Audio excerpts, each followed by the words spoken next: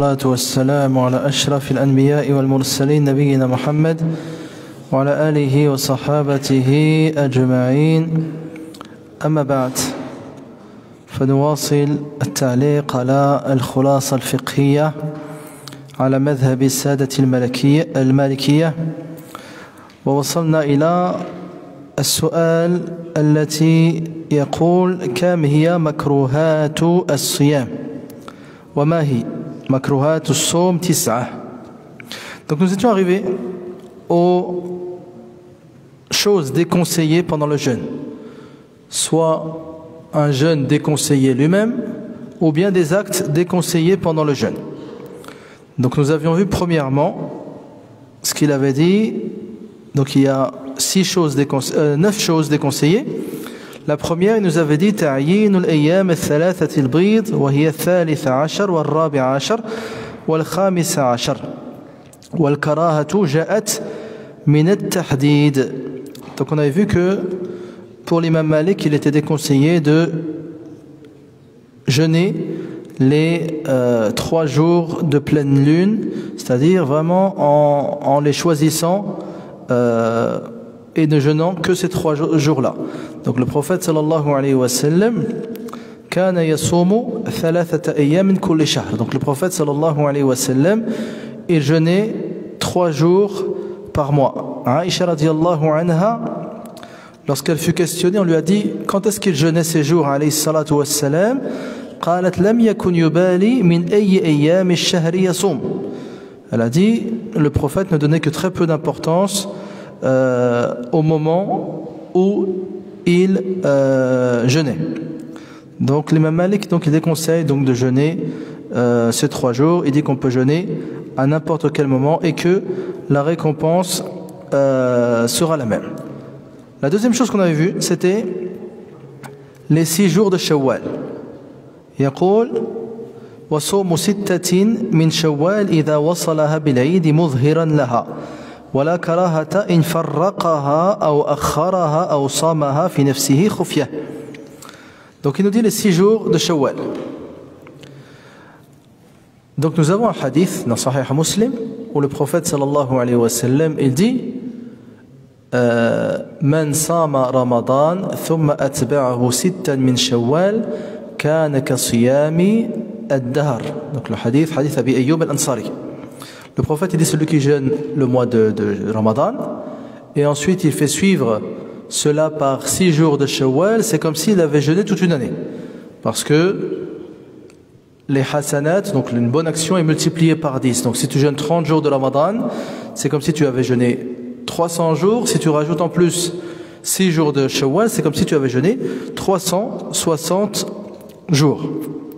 Sauf que l'imam Malik rahmatullah alayh, il avait déconseillé cela, donc à son époque, de crainte que les ignorants, on va dire, donnent à ces 6 jours de Shawwal le même statut que Ramadan.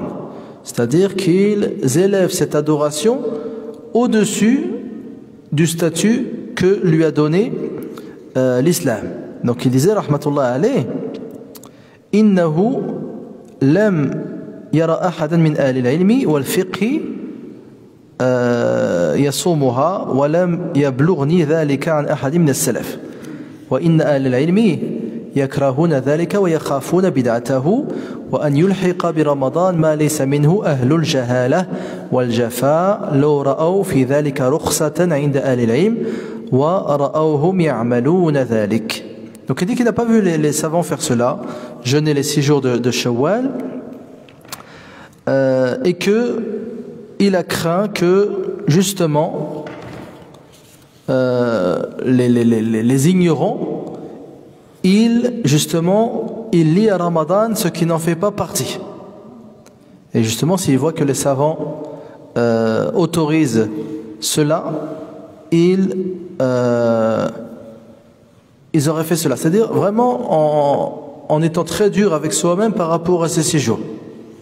C'est-à-dire juste après l'Aïd, enchaîner les 6 jours d'affilée. Donc les Malikiya, ils se sont retrouvés avec la parole de l'imam Malik. Et à l'opposé, ils se sont retrouvés avec le hadith du prophète sallallahu alayhi wa sallam, qui est celui qui jeûne Ramadan et fait suivre cela de 6 jours de Shawwal, c'est comme s'il avait jeûné toute une année. Donc qu'est-ce qu'ils ont fait?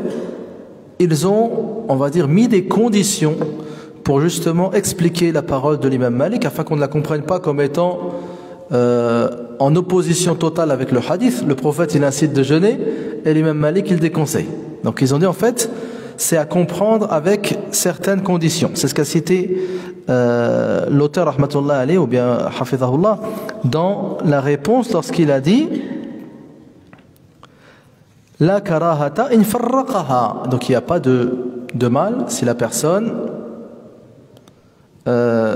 sépare ces 6 jours dans le mois. Donc il est jeûne un peu au début, un peu à la fin, un peu au milieu. Et ne surtout pas les faire, on va dire, suivre juste après l'Aïd. Ne surtout pas les faire suivre juste après l'Aïd, justement, et en jeûnant, on va dire, de manière visible. La personne, elle jeûne de manière visible, comme si elle jeûnait Ramadan. Donc normalement, les actes surérogatoires, normalement, la base, c'est qu'on jeûne, on le fasse discrètement. Tout acte surérogatoire, normalement, il doit être fait discrètement. Et justement, ce que craignait l'imam Malik, rahmatullah alayh, a eu lieu à une certaine époque. L'imam al-Qarafi, il nous dit,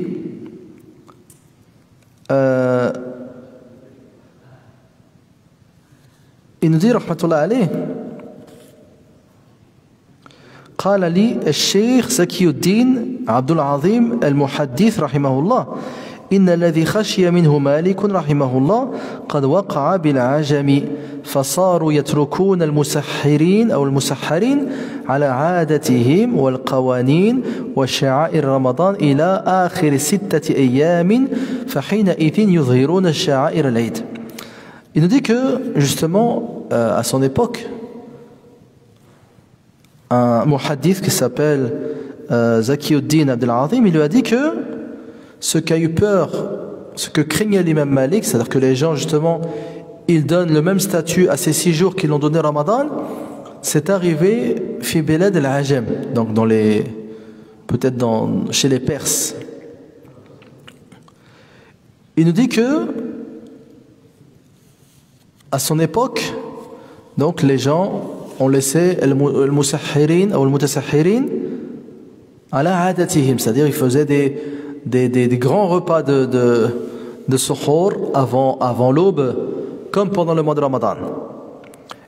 Et ils avaient pour habitude également de décorer les rues par exemple, et ils laissaient cela même après Ramadan, jusqu'à ce que les 6 jours passent. À ce moment-là seulement, ils mettaient, on va dire, les décorations de l'Aïd, etc., etc. Donc c'est pour ça qu'ils ont cité ces conditions-là, que il est mieux pour la personne de retarder cela, de ne pas faire cela directement après l'Aïd, également surtout de faire cela de manière discrète, comme c'est le cas pour tous les actes surérogatoires.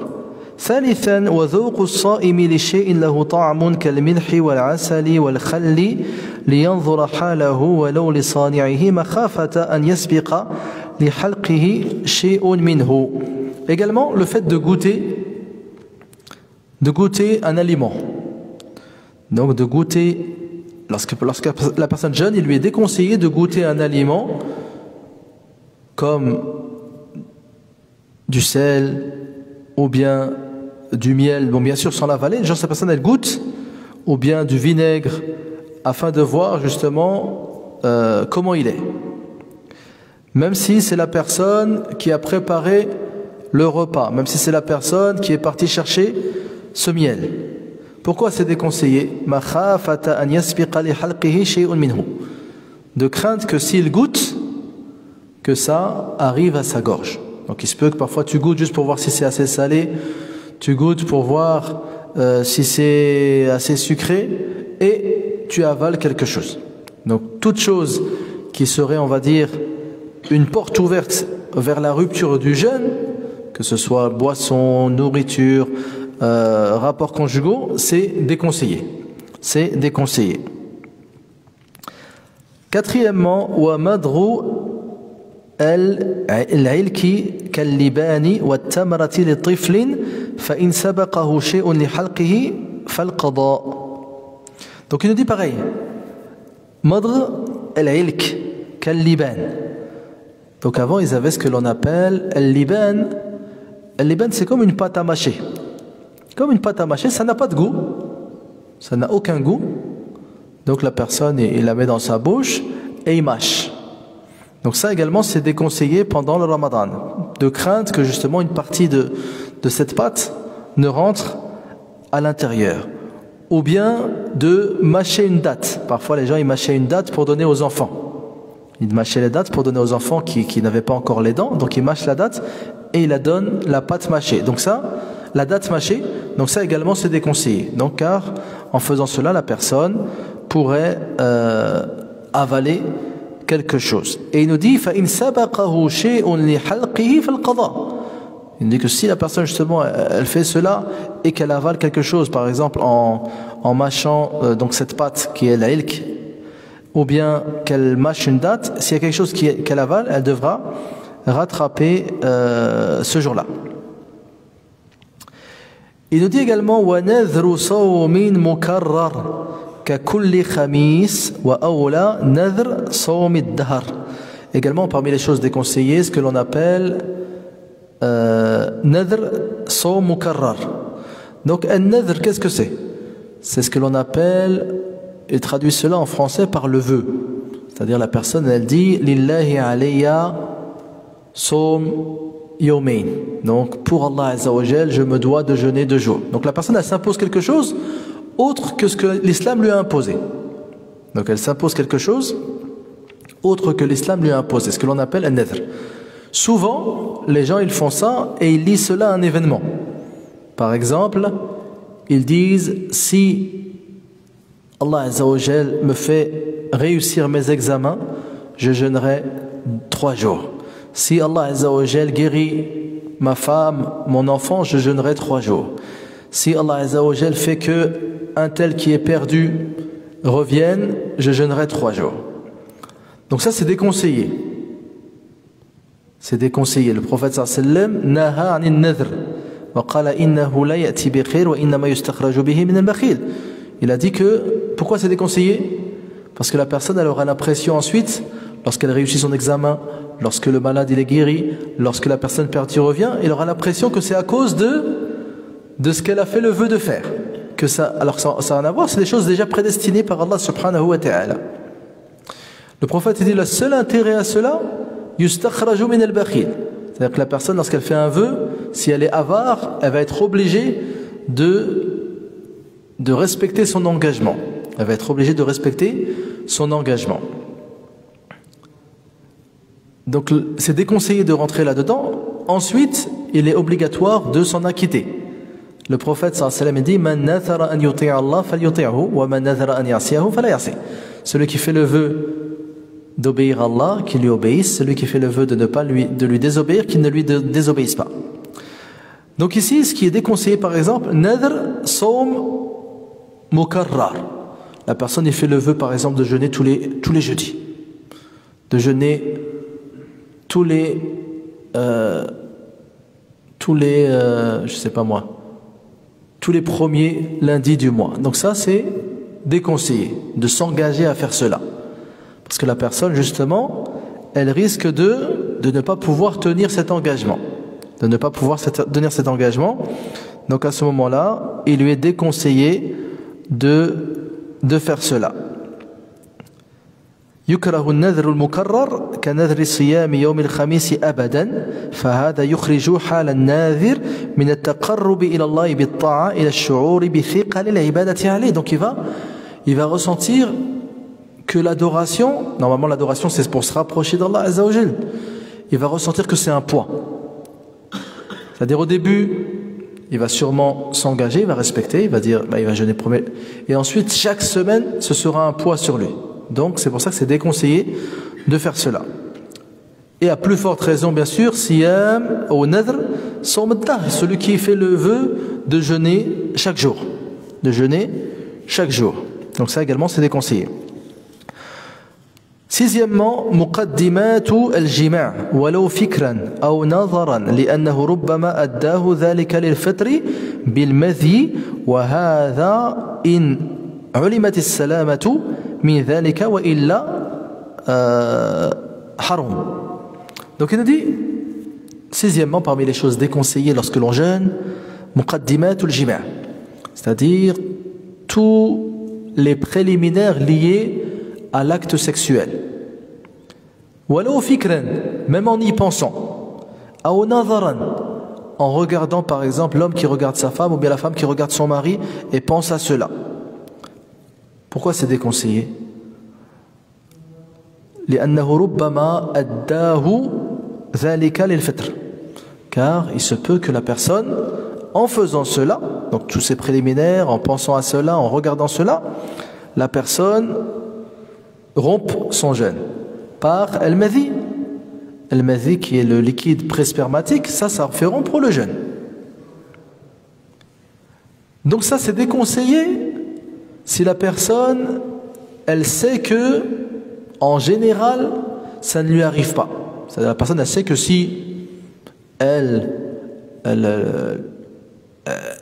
comment dire, elle fait des préliminaires avec son épouse ou bien pense à cela ou bien regarde cela de son épouse ou bien de la femme de regarder de son mari, elle sait qu'en général il n'y a pas de madhi qui sort. Là c'est déconseillé. Mais si la personne elle sait qu'en général justement il y a le madhi qui sort, à ce moment c'est interdit. C'est interdit de s'engager là-dedans. Le prophète sallallahu alayhi wa sallam, il nous dit que Allah azza wa jalla, il a dit dans le hadith divin en parlant du jeûne, yada'u ta'amahu wa sharabahu wa shahwatahu min ajli. C'est-à-dire que le jeûneur, il délaisse sa nourriture, sa boisson et son plaisir pour moi. Wa ana ajzibi. Et Allah azza wa jalla va nous récompenser en fonction de cela. Wal hasanatu bi'ashri amsalha. Il n'y a pas de différence ici entre al-shab ou al-sheikh, que la personne soit âgée ou jeune, donc c'est déconseillé. L'homme et la femme, c'est déconseillé. Walau qubla, même d'embrasser son épouse pendant Ramadan al-qubla, donc le fait d'embrasser sa femme sur la bouche, donc tout ça c'est interdit. Même si tu sais qu'il ne va rien se passer, c'est déconseillé. Si tu sais que il se peut que il y ait el-madhi qui sort, à ce moment-là, ça devient totalement interdit. Donc si la personne, on a dit que c'est déconseillé, donc c'est déconseillé si la personne, malgré cela, elle l'a fait, fa'amza, et le madhi, donc le liquide pré-spermatique, il est sorti. In amza fi halat al-karahati aw al-hurma wajab al-qada, donc il devra rattraper ce jour. Il devra rattraper ce jour. وإن أمنى في حالة الحرمة وجب القضاء والكفارة. Donc si la personne elle sait que en général donc elle n'est pas à l'abri du liquide pré-spermatique ou pire encore du sperme et que malgré cela elle a fait cela, donc cette chose interdite, si elle a une éjaculation de sperme, elle devra rattraper ce jour et en plus faire ce que l'on appelle le kafara, l'expiation. Donc comme on va voir, soit jeûner 60 jours, soit jeûner 2 mois d'affilée, soit nourrir 60 jours, soit nourrir 60 pauvres ou bien affranchir un esclave. Donc le kafara qui est très lourde pour le jeûne, donc l'expiation elle est très lourde pour le jeûne, justement pour éloigner les gens de s'aventurer à la rupture du jeûne. Parce que tu sais que tu devras jeûner 2 mois d'affilée si tu romps le jeûne volontairement, bah tu fais attention. Tu fais attention.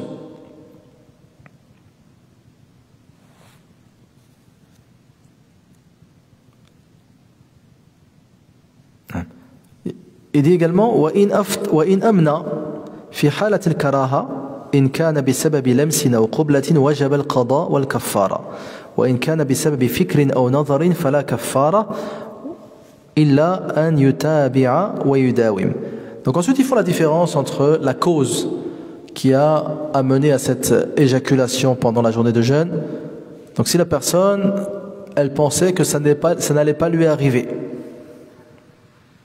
Si ça lui est arrivé parce qu'il a touché sa femme ou bien il l'a embrassée, il devra rattraper ce jour et en plus expiation.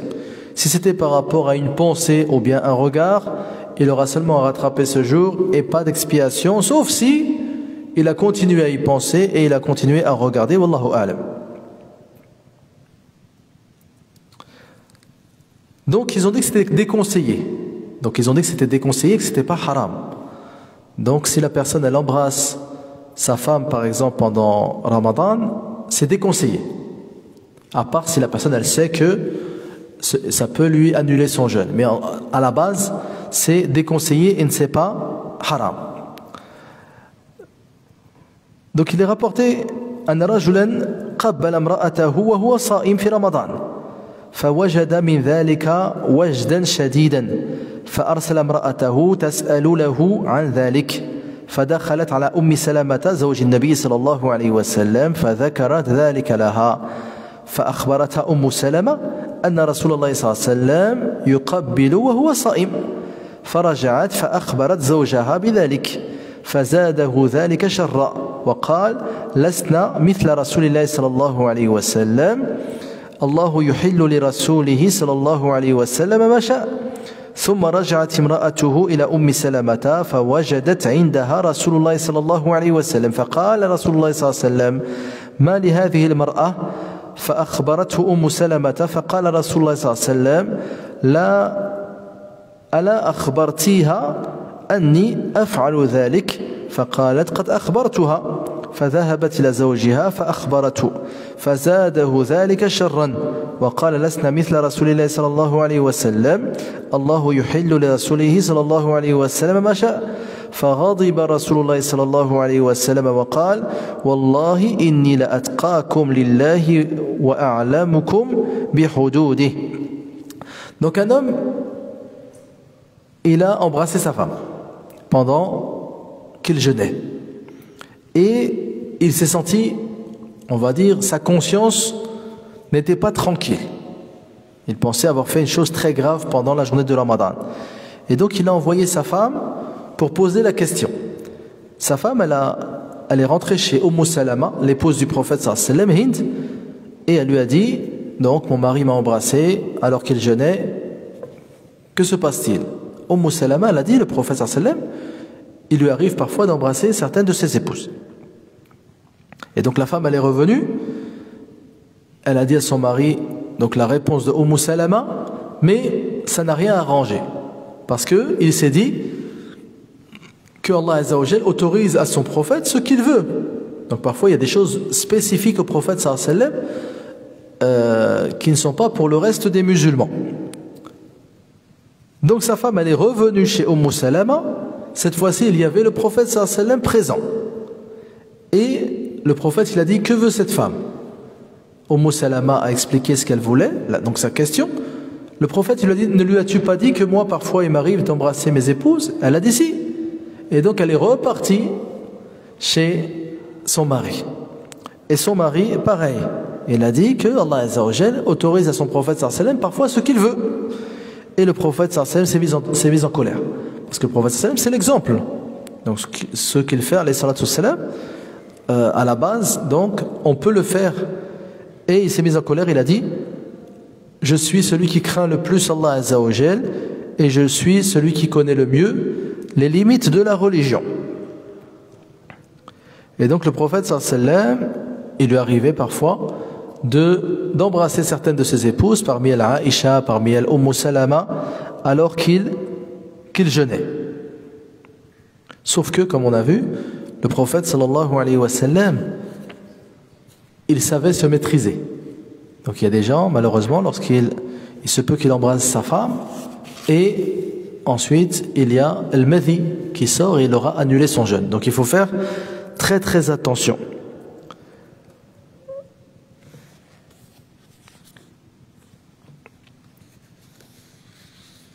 Donc Aïcha radiyallahu anha, c'est pour ça même elle, lorsqu'elle a informé, elle a rapporté que le prophète sallallahu alayhi wa sallam parfois il l'embrassait, يعني كانت إذا ذكرت أن الرسول صلى الله عليه وسلم يقبل وهو صائم تقول وأيكم amlaku li nafsihi min Rasul sallam.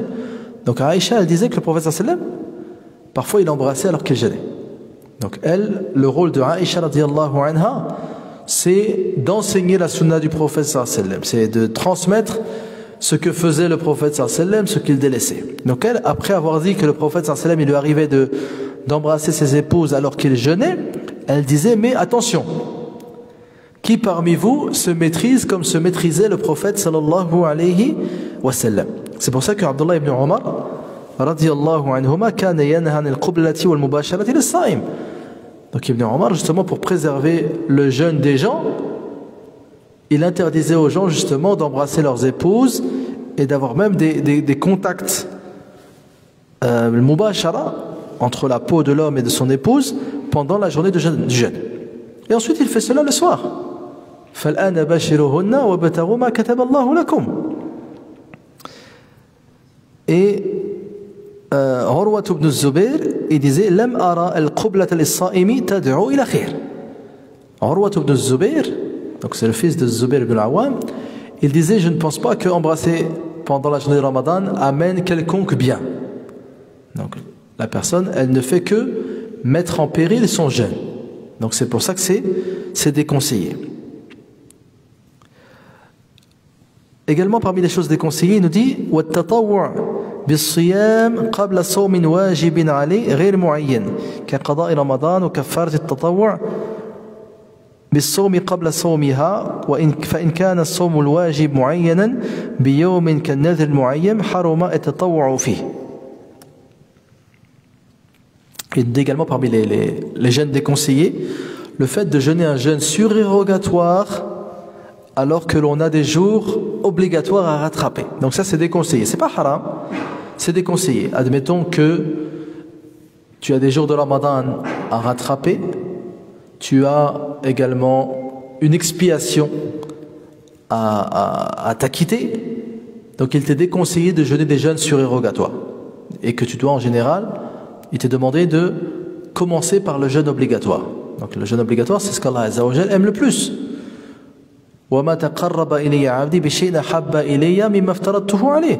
Et lorsque tu as des jeûnes obligatoires à rattraper, ta conscience religieuse, elle est remplie, tu as des dettes. Tu as des dettes envers, on va dire envers Allah Azza wa Jal. Donc il n'est pas malin de commencer par les jeûnes surérogatoires alors que tu as des jours de jeûne obligatoires à rattraper. Donc si par exemple tu as Qada Ramadan ou Kaffara, ou bien donc une expiation, donc c'est déconseillé.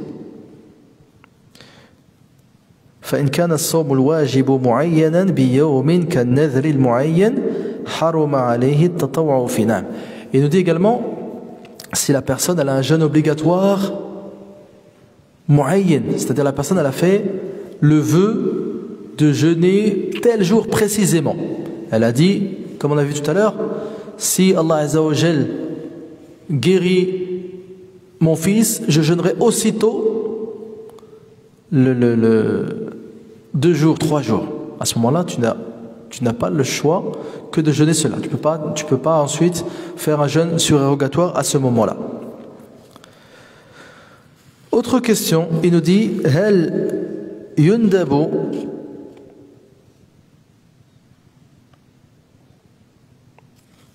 là, il nous dit at-tatayyub naharan, également il est déconseillé de se parfumer naharan لأن مما يثير الشهوة.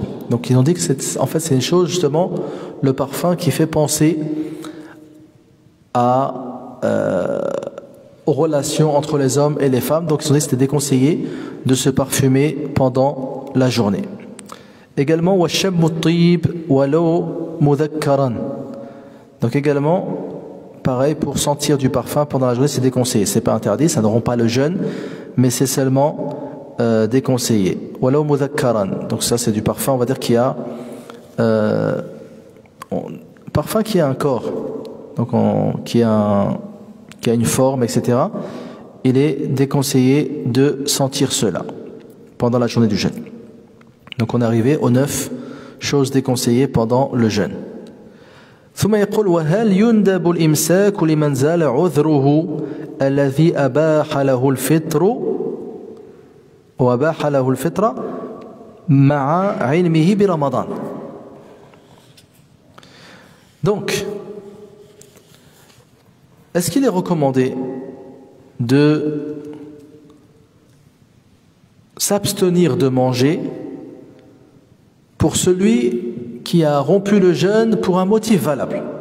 Par exemple, la femme par exemple, elle avait ses menstrues, donc elle ne jeûnait pas, et pendant la journée par exemple de Ramadan, ses menstrues s'arrêtent. Est-ce qu'elle doit jeûner le reste de la journée? Ou bien une autre personne par exemple, il était malade, et pendant la journée il s'est senti mieux. Est-ce qu'il doit s'abstenir de manger jusqu'à la fin de la journée? Une personne, il était en voyage, il n'a pas jeûné. Il est rentré dans la journée chez lui. Est-ce qu'il doit s'abstenir pour le reste de la journée? C'est ça la question. يقول لا يندب الإمساك بقية اليوم لمن زال عذره الذي أباح له الفطر مع علمه برمضان كالصبي الذي بلغ بعد الفجر أو المريض الذي صح والمسافر الذي قدم نهارا أو الحائض والنفساء اللتين طهرتا نهارا والمجنون الذي أفاق والمضطر للفطر عن عطش أو جوع فيطأ الواحد من هؤلاء زوجته التي زال كذلك عذرها المبيح لها الفطر مع العلم برمضان كما إذا قدمت معه من السفر أو طهرت من حيض أو نفاس ويجب الإمساك على الناس ومن أفطر يوم الشك والمكره على الفطر بعد زوال الإكراه. Donc il nous dit, donc il n'est pas recommandé, il n'est pas demandé à la personne donc, qui a rompu son jeûne pour un motif valable de s'abstenir de manger pour le reste de la journée. Par exemple, il nous dit qu'as-sabi alladhi balagh. Admettons, on a un enfant, ou bien un enfant, garçon-fille, qui atteint l'âge de la puberté pendant la journée. Et pendant la journée, il atteint l'âge de la puberté, mais l'alamat al-ma'roufa, par les signes connus de la puberté. Par exemple, si c'est les règles, bien entendu, il n'y a pas de jeûne, mais il y a d'autres signes comme par exemple les poils au pubis, comme par exemple également... bref, si la personne, pendant la journée, elle atteint la puberté, elle ne devra pas terminer son jeûne. Pourquoi? Parce que au début de la journée, elle n'a pas jeûné pour une excuse valable, c'est qu'elle n'était pas pubère. Donc si ensuite cette excuse, ce motif disparaît, la personne n'a pas à rattraper, à continuer à s'abstenir le reste de la journée. Pareil pour le malade. La personne, elle était malade. Donc il n'a pas jeûné pendant plusieurs jours, ou bien même cette matinée-là, et dans la journée, il se sent mieux. Il n'a pas à s'abstenir de manger. Pareil pour le voyageur. Donc le voyageur, pendant la journée, il rentre. Il est en voyage, il n'a pas jeûné. فَمَنْ كَانَ مِنْكُمْ مَرِيضًا أَوْ عَلَى سَفَرٍ فَعِدَّةٌ مِنْ أَيَّامٍ أُخَرَ. Donc il n'a pas jeûné, c'est autorisé. Mais par exemple, il rentre chez lui dans la matinée, ou bien il rentre chez lui après Dhuhr. Il ne lui est pas demandé de terminer, de s'abstenir de manger pour le reste de la journée. Pareil pour la femme en état de menstru, ou bien la femme qui a ses loki, al-ha'id wa nufasa. Donc si ça prend fin pendant la journée, elles n'ont pas à s'abstenir de manger pour le reste de la journée. Ou al-majnoun alladhi afaq, une personne, il était pris de démence. On va voir également ahkam al-majnoun, une personne était pris de démence pour la prière de subh. Donc son jeûne, il n'est pas valable. Parce qu'au moment de l'intention, justement, il était pris de démence, et dans la journée, c'est parti. Il n'a pas à terminer à s'abstenir de manger pour le reste de la journée. Il y a également la personne, il a jeûné. Et pendant la journée, il a eu tellement faim qu'il a dû rompre le jeûne. Tellement faim. Il a eu peur pour lui-même. Lui, pareil, c'est autorisé. L'islam ne te demande pas de mourir pour le jeûne. Donc lui, s'il rompt le jeûne de cette manière-là, il n'a pas à continuer de jeûner pour le reste de la journée. Donc, il peut même, il nous dit, il peut même avoir des rapports avec son épouse qui également, on va dire, avait le droit de rompre le jeûne. Si par exemple une personne, il revient de voyage, donc il n'a pas jeûné.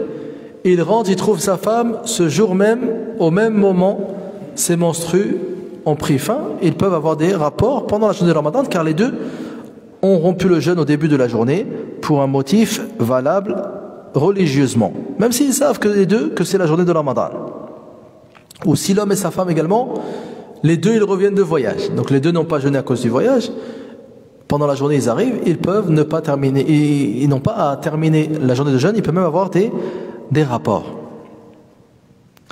ويجب الإمساك على الناس.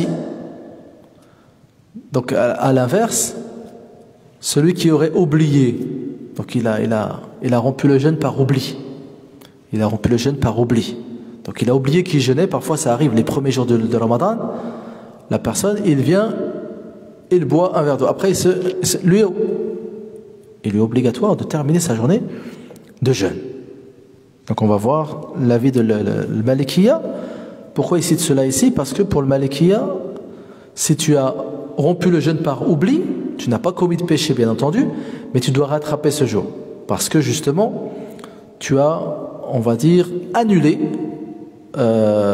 l'imsak. Donc le fait de t'abstenir de manger ou de boire.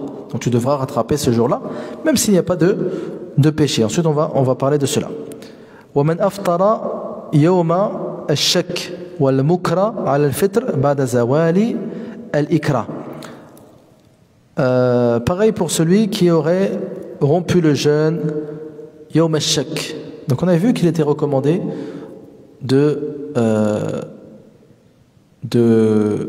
s'abstenir de manger, de boire يوم الشك, jusqu'à ce qu'on soit sûr que ce ne soit pas le premier jour de Ramadan. Donc à l'époque, les gens, on va dire, n'étaient pas informés aussi rapidement qu'à notre époque. Donc parfois les gens, ils n'avaient pas vu la nouvelle lune, donc ils avaient observé, ils n'avaient pas vu la nouvelle lune, donc le lendemain, c'était le 30e jour de Sha'ban. Sauf que, il se peut qu'ailleurs, ils l'aient vu. Donc toi, tu ne l'as pas vu parce que le ciel, par exemple, il était couvert. Mais ailleurs, ils l'ont vu. Donc ensuite, le temps que l'information te parvienne, ils ont dit qu'il était recommandé de ne pas jeûner. Ensuite, si tu es sûr, à ce moment-là, tu peux manger. Donc pareil, ici, celui qui aurait rompu le jeûne Yom Eshek, il devra ensuite, si on lui dit que c'est Ramadan, s'abstenir pour le reste de la journée. C'est clair ou pas? Donc Yom Eshek, c'est le 30e jour de Ramadan, de Sha'ban, si la veille on n'a pas vu la lune. Donc toi tu as mangé, tu dis c'est le 30e jour de Sha'ban. Ensuite dans la journée on te dit non, c'est le premier jour de Ramadan. Là tu dois t'abstenir pour le reste de la journée. Tu devras rattraper ce jour, mais tu devras t'abstenir pour le reste de la journée. Parce que tu n'as pas de motif te permettant de continuer à manger. Pareil pour al-mukra ala al-fitr ba'da zawal al-ikra. Donc souvent le fuqaha, il ramène toujours l'exemple du mukra. C'est celui qui fait des choses sous la contrainte. Une personne, on l'oblige à faire quelque chose. Ici, al-mukra, la personne, de force, on l'oblige à rompre le jeûne. Donc, bien entendu, il n'a pas commis de péché. Il n'a pas commis de péché. Mais dès que l'ikra disparaît, donc admettons, la personne t'oblige à rompre le jeûne, il te fait boire de force, il te fait manger de force.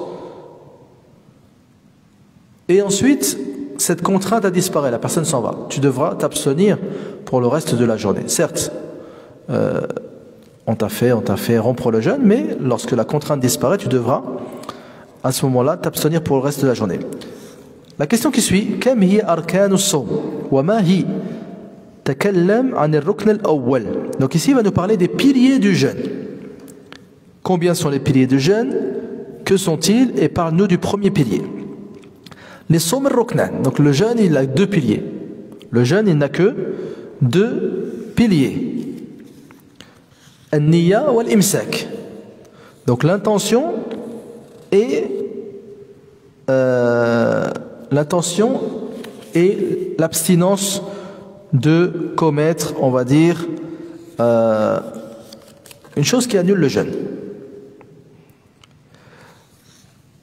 الركن الأول النية ويشترط في صحتها أن يوقعها في الليل من الغروب إلى آخر جزء من الليل أو أن يوقعها مع طلوع الفجر ولا يضر ما حدث بعدها من أكل أو شرب أو جماع أو نوم ويضر رفعها في ليل أو نهار وكذلك في الإغماء والجنون إذا استمر للفجر فإن رفعها ثم عاودها قبل الفجر أو أفاق قبل الفجر لم تبطل ولا تنعقد النية إذا نوى الصوم نهارا قبل الغروب لليوم المستقبل أو قبل الزوال لليوم الذي هو فيه ولو كان الصوم نفلا لم يتناول فيه قبل النية مفطرا. Donc l'intention. Il nous dit l'intention, donc c'est le premier pilier du jeûne. Mais il y a des conditions à cette intention. Il faut que l'intention elle ait lieu la nuit. Il faut que l'intention elle ait lieu la nuit. Chez les Malikites, l'intention, il faut qu'elle ait lieu la nuit dans tous les cas. Que le jeûne soit obligatoire ou surérogatoire. Que le jeûne soit obligatoire ou surérogatoire. Donc la preuve de l'intention, c'est le hadith du prophète sallallahu alayhi wa sallam, les actes ne valent que par leur intention. Et il est rapporté selon Hafsa, Aisha ibn Omar que le prophète sallallahu alayhi wa sallam il a dit Man lam yubayyit as-siyama min al-layli fala siyama la. Celui qui n'a pas l'intention de jeûner la nuit, son jeûne n'est pas valable. Donc il faut absolument que tu aies l'intention de jeûner la nuit. À n'importe quel moment de la nuit. Entre le coucher du soleil jusqu'à l'aube. Donc tu as l'intention de jeûner le lendemain. Si dans ton cœur tu dis que je vais jeûner demain, c'est ça l'intention. De jeûner le lendemain, c'est ça l'intention. Donc que tu aies l'intention après le maghrib directement, ou bien au milieu de la nuit, ou bien juste avant l'aube, ou bien avec l'aube, tout cela est bon. Et ensuite, peu importe ce qui se passe. Donc après l'intention, tu peux manger, boire, jusqu'à l'aube. Admettons que tu aies l'intention, on t'a dit demain c'est le Ramadan, donc dans ton cœur tu as l'intention de jeûner demain, ensuite tu peux manger, boire, avoir des rapports jusqu'à l'aube, et cela n'a aucun impact sur ton intention, même si tu dors. وَيَدُرُّ رَفْعُهَا فِي لَيْلٍ أَوْ نَهَارٍ. Ça c'est ce que les savants ils appellent رَفْعُ النِّيَّةِ, le fait de rejeter l'intention. Donc la personne elle a l'intention de jeûner et ensuite par exemple pendant la journée il a l'intention de rompre le jeûne. Donc cette simple intention elle fait rompre le jeûne même si tu n'as rien mangé. Admettons une personne dit je suis fatigué, je vais rompre le jeûne. Donc si dans ton cœur tu as cette intention vraiment forte, tu as rompu le jeûne même si tu n'as rien mangé ni bu. Donc l'intention elle doit t'accompagner pendant toute la journée.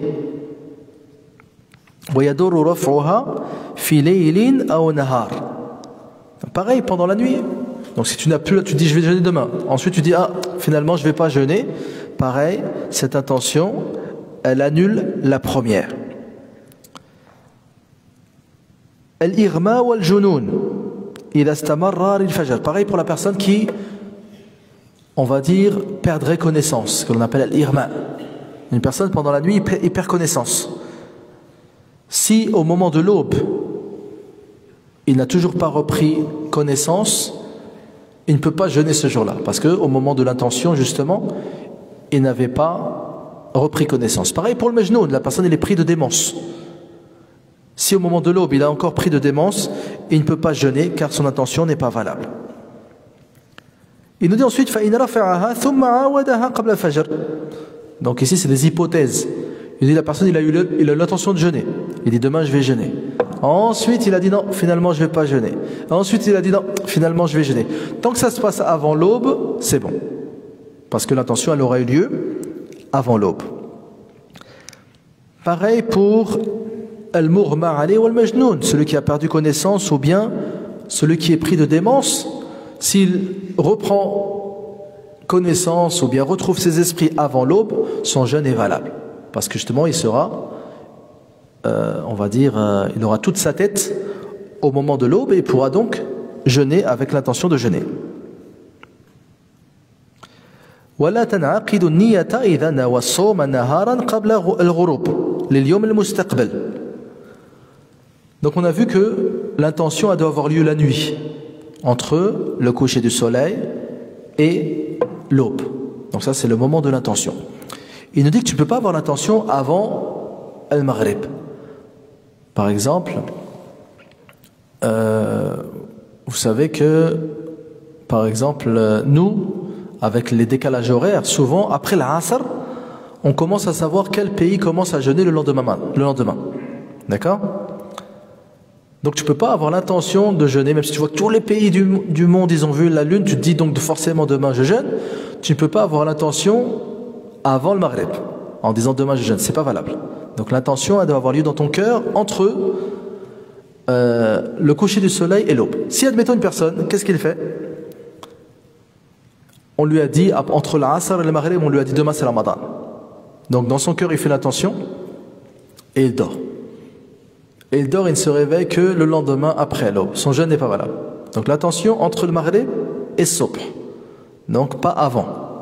Pas avant. Et il nous dit également également, et il nous dit tu peux pas, donc ça c'est l'avis de Malikiya, donc parmi les avis on va dire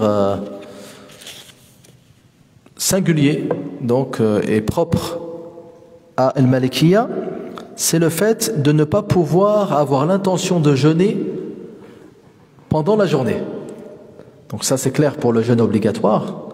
Mais pour le jeûne surérogatoire, la majorité des savants autorisent cela. C'est-à-dire que, admettons, tu n'as pas bu, tu n'as pas mangé, tu n'as pas eu de rapports conjugaux, et dans la matinée, tu te dis, je vais jeûner cette journée-là. Je vais jeûner cette journée-là. La majorité des savants, ils autorisent cela. Et le Malikiya l'interdisent. Le Malikiya l'interdisent parce qu'ils disent que le hadith qu'on a cité, Man lam yubayyit as-siyama min al-layl fala siyama lah, ça englobe tout type de jeûne, le jeûne obligatoire et le jeûne surérogatoire. Donc la majorité des savants ils disent non, ils disent que ça c'est pour le jeûne obligatoire, l'intention pendant la nuit, mais pour le jeûne surérogatoire, on va dire il y a un allègement qui est que la personne peut, à condition qu'elle n'ait pas mangé, ni bu, ni commis quelque chose qui annule le jeûne, elle peut jeûner en pleine journée. Par exemple, dans la matinée, tu n'as pas bu, tu n'as pas mangé, tu n'as pas eu de rapport conjugaux, tu dis, je vais terminer la journée et je jeûne. Donc il est rapporté dans Sahih Muslim, selon Aïcha, radiyallahu anha, قالت دخل علي رسول الله صلى الله عليه وسلم ذات يوم فقال هل عندكم شيء فقلنا لا قال فإني إذن صائم ثم أتانا يوما آخر فقلنا يا رسول الله أهدي لنا حيس فقال أرينيه فلقد أصبحت صائما فأكل.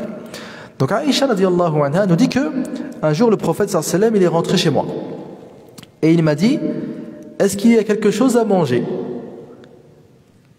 Donc le prophète il voulait sûrement manger de cette chose. Aïcha elle a dit non il n'y a rien à manger et il a dit donc je vais jeûner. Il a dit donc je vais jeûner. Donc on en tire que le prophète sallallahu alayhi wa sallam il a fait l'intention de jeûner pendant la journée. Pendant la journée. Donc ça c'est la compréhension qu'ont eu la majorité des savants. C'est-à-dire le prophète pendant la journée il rentre chez Aïcha, il dit est-ce qu'il y a quelque chose à manger? Dès qu'elle lui dit non, il dit donc je vais jeûner. Donc il a formulé cette intention pendant la journée. Également l'imam al-Bukhari dans son livre As-Sahih il a dit Bab idha nawa bin nahari sawman. Il a dit, il va citer le chapitre de celui qui fait l'intention de jeûner en pleine journée. ثم قال وقالت أم الدرداء كان أبو الدرداء يقول عندكم غدا فإن قلنا لا قال فإني صائم يومي هذا. Donc le compagnon Abu Darda parfois il rentrait chez son épouse Umm Darda, il disait est-ce qu'il y a à manger? Si on lui disait non, il disait donc je vais jeûner aujourd'hui. L'imam Bukhari dit ensuite وفعله أبو طلحة وأبو هريرة وابن عباس وحذيفة رضي الله تعالى عنهم. Donc il y a également d'autres compagnons qui faisaient cela, parmi eux Abu Talha, également Abu Huraira, Ibn Abbas et Hudhayfa. Donc ils formulaient l'intention de jeûner le jeûne surérogatoire pendant la journée. Donc si tu n'as pas mangé ni bu, tu peux, Inch'Allah, ni eu des rapports, tu peux donc avoir l'intention de jeûner en pleine journée, Inch'Allah, tabaraka wa ta'ala.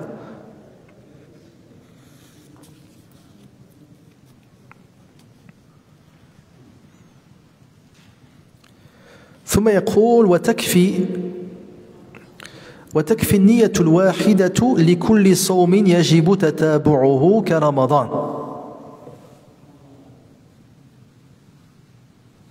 وتكفي النية الواحدة لكل صوم يجب تتابعه كرمضان وكفارته وكفارة القتل والظهار والنذر المتتابع كما نذر صوم شهر بعينه أو 10 أيام متتابعة بشرط أن لا ينقطع تتابع الصوم بالسفر والمرض ونحوهما مما يقطع وجوب التتابع.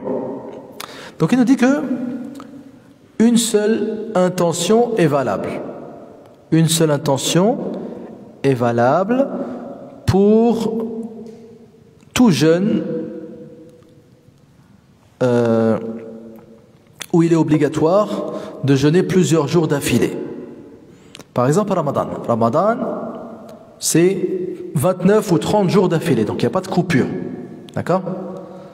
Pareil pour Kafarat Ramadan.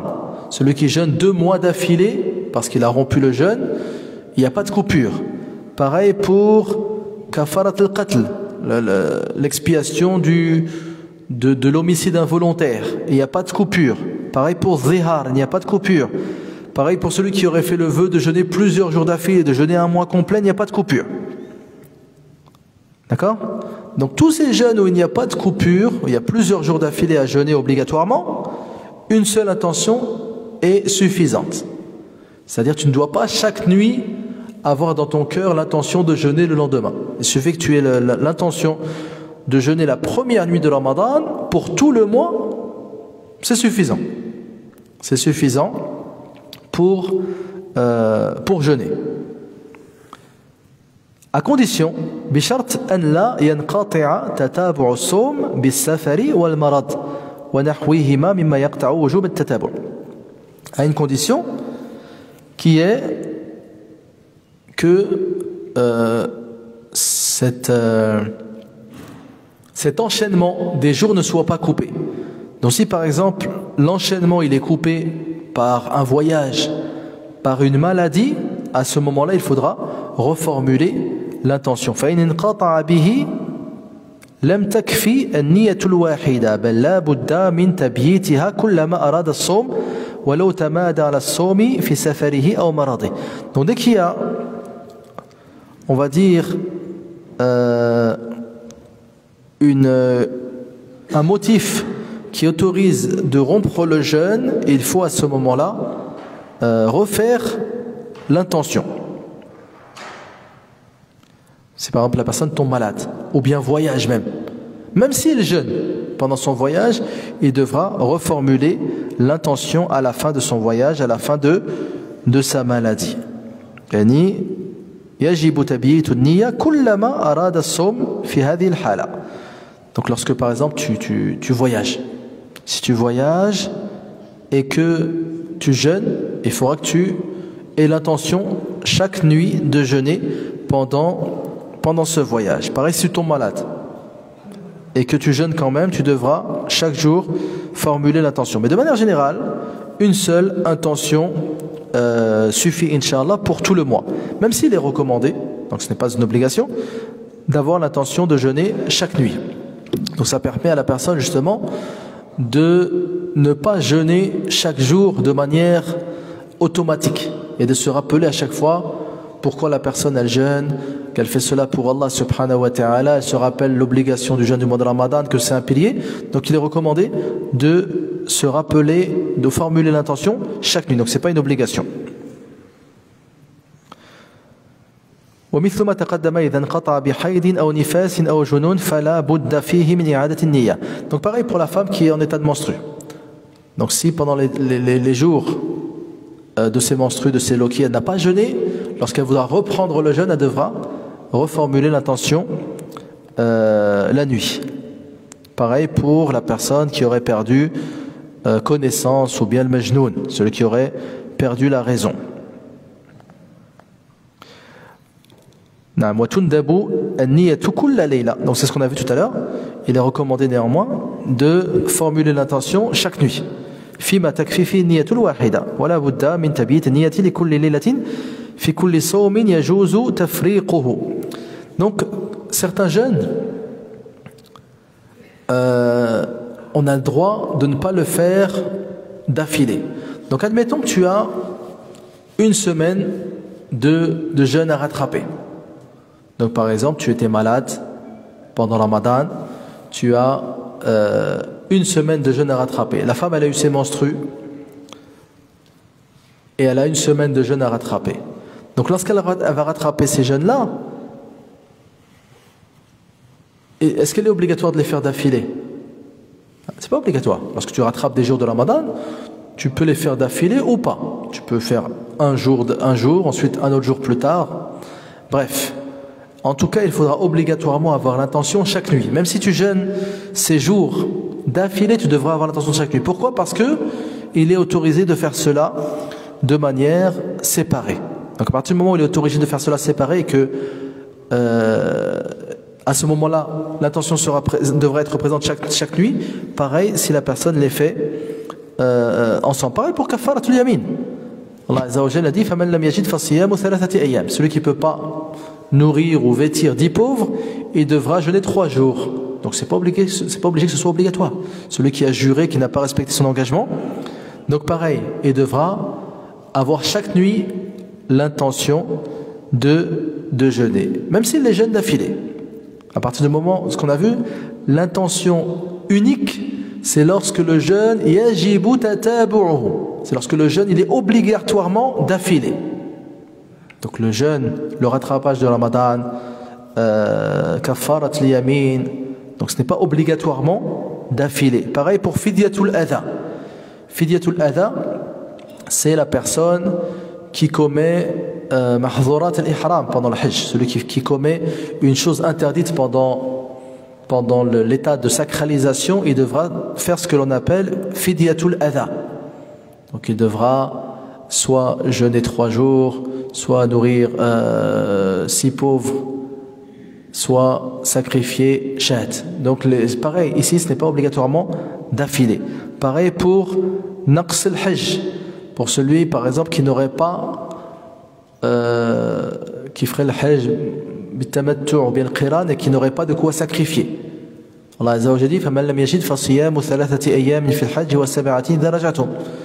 Celui qui n'a pas de quoi sacrifier un animal, il jeûnera 7 jours au hajj et 3 jours en rentrant chez lui. Pareil ici, ce n'est pas obligatoirement d'affilée, donc il faudra une intention chaque jour. La question qui suit, ma huwa ar-ruknu ath-thani, c'est quoi le pilier qui suit? C'est quoi le pilier qui suit? يقول الركن الثاني هو الكف من طلوع الفجر للغروب عن أمور 10. Donc deuxième pilier, c'est le fait de s'abstenir. De s'abstenir de 10 choses. Donc il y a 10 choses qui font rompre le jeûne. Du lever de l'aube jusqu'au coucher du soleil. أولا الجماع لشخص مطيق وإن كان ميتا أو بهيمة ويكون الجماع بإدخال الحشفة أو قدرها من مقطوعها في الفرج فإن أدخل ذكره بين الإليتين أو الفخذين أو في فرج صغير لا يطيق فلا يبطل الصوم إذا لم يخرج منه مني أو مذي. Donc la première chose c'est al-jima'. Donc ce qu'on appelle en français le coït. Donc les shakhsin mutiq. Donc la personne il a fait un coït avec une personne capable de faire cela. Donc ils disent wa in mayitan aw bahima. Donc ça c'est des éventualités que le fuqaha cite justement pour englober toute éventualité. Ils disent walau mayitan aw bahima, même si la personne akramakumullah il aurait fait cela avec une personne morte ou bien même un animal, son jeûne est annulé. Et le coït il a lieu bi'idkhal al-hashafa, si la personne il a pénétré, on va dire al-hashafa, c'est-à-dire la sous-dakar, le gland de son sexe, ou qadriha min maqtu'iha, ou bien la même longueur pour une personne qui aurait le sexe coupé fil farj.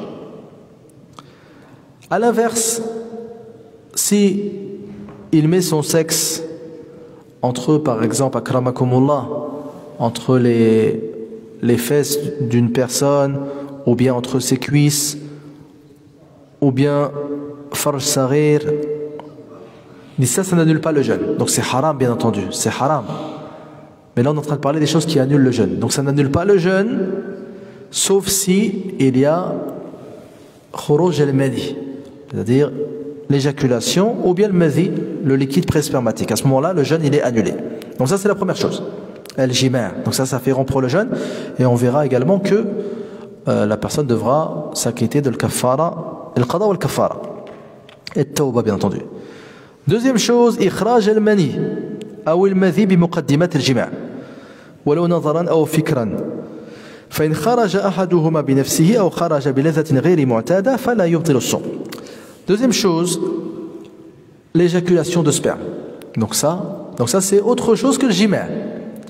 Donc le jima', ça annule le jeûne, même s'il n'y a pas d'éjaculation.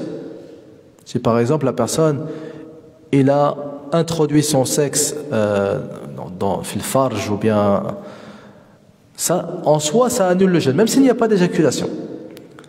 Et ensuite on a un autre annulatif du jeûne qui est l'éjaculation. Donc si la personne éjacule, son jeûne est annulé. Et il devra pareil, al-qada ou al-kaffara. Il devra rattraper ce jour et s'acquitter de l'expiation qui est lourde. Donc jeûner 2 mois d'affilée, ou bien nourrir 60 pauvres, ou bien aïtru raqaba, ou bien affranchir un esclave. El-madhi également. Donc le liquide pré-spermatique qu'on a vu, il annule le jeûne. Donc la journée est nulle. Bimuqaddimat al-jima', ce qu'on a vu tout à l'heure, les préliminaires du coït. Walau nadharan aw fikran. Même si la personne, elle éjacule parce qu'elle a pensé au sexe, ou bien il a regardé son épouse, il a pensé à ça et il a éjaculé, ou bien liquide pré-spermatique, ça annule le jeûne. Il nous dit ensuite فَإِنْ خَرَجَ أَحَدُهُمَا بِنَفْسِهِ. Si la personne elle a une éjaculation de sperme, mais on va dire sans l'avoir voulu, ou bien de liquide pré-spermatique sans l'avoir voulu, ou bien il sort بِلَذَّةٍ غَيْرٍ مُعْتَادَةٍ, avec un plaisir, on va dire, inhabituel au plaisir rencontré lors de l'éjaculation. Le jeûne n'est pas annulé. Mais de manière générale, si la personne donc éjacule, le jeûne est annulé, quelle que soit la cause de l'éjaculation. Donc ensuite, elle devra rattraper ce jour-là et jeûner 2 mois d'affilée ou bien nourrir 60 pauvres. Troisièmement, ikhraj al-qi. Fa in kharaja bi nafsihi fala yadur idha lam yazdarid minhu shay'an wa illa fa alayhi al-qada. Pareil, parmi les choses qui annulent le jeûne, ikhraj al-qi. Donc se faire vomir. Celui qui se fait vomir, son jeûne n'est pas valable. Le professeur sallam dit man istaqa'a fa alayhi al-qada. ومن ذرعه القيء فلا قضاء عليه ومن استقى فعليه القضاء. Celui qui a vomi, donc le vomi, on va dire, il a vomi involontairement, il n'a pas à rattraper le jour. Mais celui qui se fait vomir, il devra rattraper ce jour. Donc si la personne vomit, son jeûne est valable, il n'y a aucun problème. إذا لم يزدرد منه شيء, à condition qu'il ne ravale rien. Donc lorsque la personne vomit, il faut bien faire attention à ne rien ravaler. À ne rien ravaler. Sinon, فعليه القضاء, il devra rattraper ce jour. Il nous dit ensuite ووصول مائع من شراب ودهن ونحوهما للحلق وإن لم يصل للمعدة ولو وصل سهوا أو غلبة فإنه مفسد للصوم. Donc il nous dit, parmi les choses également qui font rompre le jeûne, وصول مائع, donc lorsqu'un liquide, donc soit de la boisson, soit on va dire une huile, atteint ta gorge. Si ça atteint la gorge, tu as rompu le jeûne. Même si ça n'atteint pas l'estomac. Donc la simple arrivée ici fait rompre le jeûne. Et il nous dit وَلَوْ وَصَلَ سَهْوًا, même si c'est fait par oubli. Donc ça on va en parler, le fait de rompre le jeûne par oubli.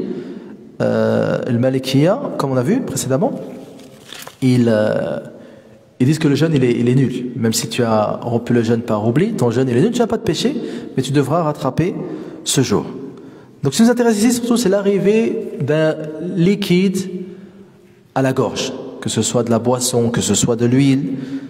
Cela fait rompre le jeûne.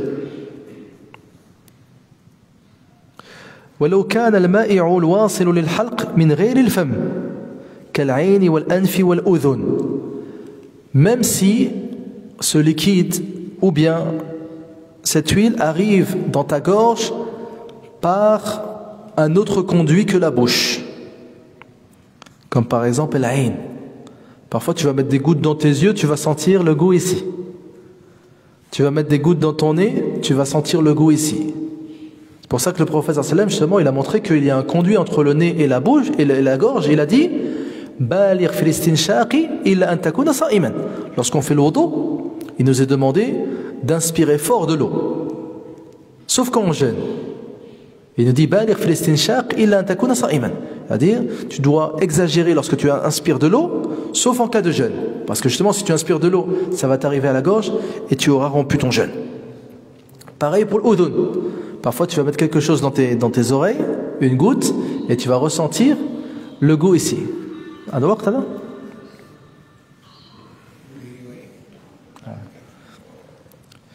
نكمل غدا إن شاء الله. On terminera غدا إن شاء الله. والله أعلم. أسأل الله تعالى أن يفقهنا في ديننا وأن يعلمنا ما جهلنا وينفعنا بما سمعنا. اللهم بلغنا رمضان، اللهم بلغنا رمضان، اللهم بلغنا رمضان ووفقنا للصيام والقيام وتلاوة القرآن يا رب العالمين. اللهم زينا بزينة الإيمان واجعلنا هداة مهتدين غير ضالين ولا مضلين. اللهم إنا نسألك الهدى والتقى والعفاف والغنى. اللهم حبب إلينا الإيمان وزينه في قلوبنا وكره إلينا الكفر والفسوق والعصيان واجعلنا من الراشدين. آمين. ربنا آتنا في الدنيا حسنة وفي الآخرة حسنة وقنا عذاب النار. وصلى الله على نبينا محمد وعلى آله وصحابته أجمعين وآخر دعوانا أن الحمد لله رب العالمين.